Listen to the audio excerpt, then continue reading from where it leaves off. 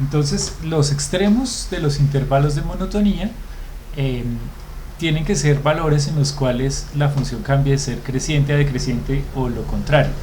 Entonces pues lo que tenemos ahí es lo siguiente: si yo tengo el dominio de una función, digamos es este, ¿listo?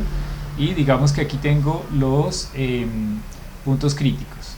Entonces los puntos críticos me definen diferentes intervalos. Tendría este intervalo y ahora tendría este intervalo, ¿listo?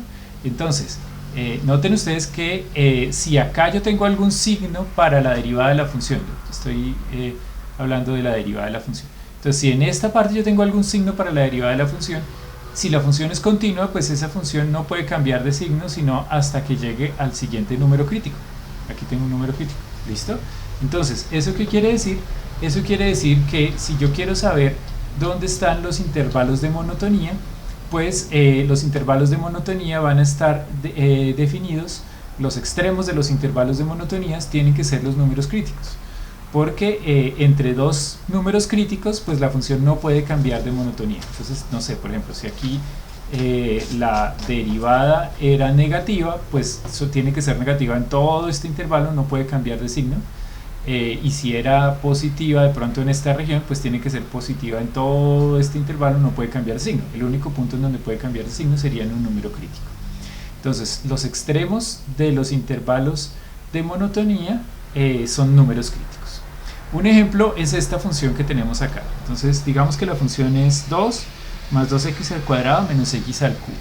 Entonces si yo quisiera saber cuáles son los intervalos de monotonía, lo primero que tengo que encontrar sería los números críticos. Entonces, como esta función es un polinomio, pues es fácil de derivar. La derivada sería 4x menos 3x al cuadrado, o factorizando una x sería x factor de 4 menos 3x. De aquí, pues entonces los números críticos serían 0 y el otro es 4 es igual a 3x, o sea, x igual a 4 tercios. ¿Listo? Esos serían los números críticos.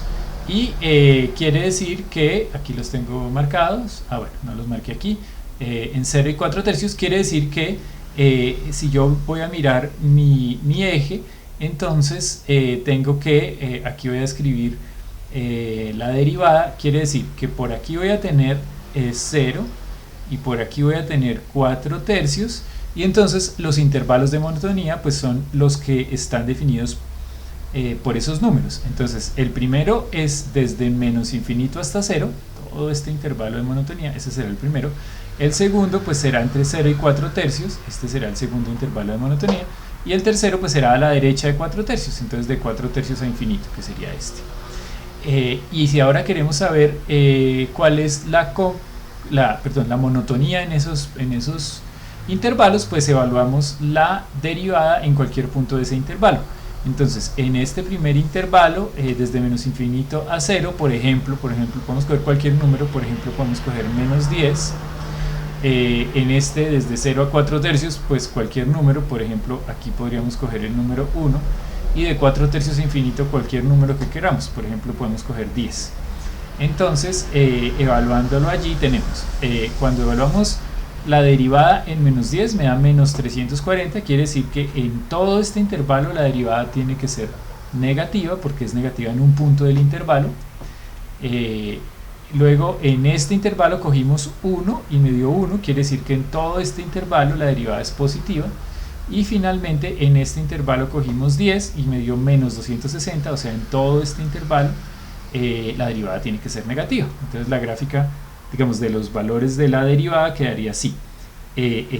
A la izquierda de 0 la derivada es negativa, entre 0 y 4 tercios la derivada es positiva, y a la derecha de 4 tercios la derivada es positiva.